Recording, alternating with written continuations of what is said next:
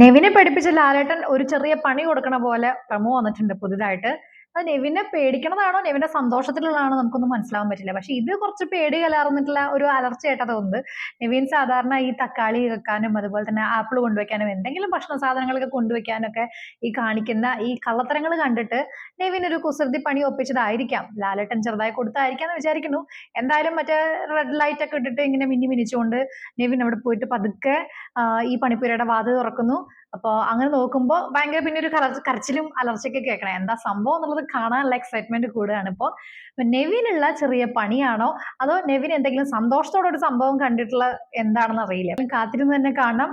പണിപ്പുരയിൽ പോവാൻ ആഗ്രഹമുണ്ടോ എന്നാണ് ലാലേട്ടൻ ചോദിച്ചത്. കുറെ നാളത്തേക്ക് നെവിന് ഒരു ശിക്ഷ കൊടുത്തായിരുന്നു, പണിപ്പുരയിൽ നെവിന് മാത്രം പോവാൻ പറ്റില്ല എന്നുള്ളതുകൊണ്ട്. അപ്പൊ അതുകൊണ്ട് ഈ ഒരു സംഭവം എന്താണെന്നുള്ള അറിയില്ല. ഈ പ്രമോ എന്തായാലും കുറച്ച് നമുക്ക് കാത്തിരുന്ന് കാണാനുള്ള വകയുണ്ടെന്ന് തോന്നുന്നു.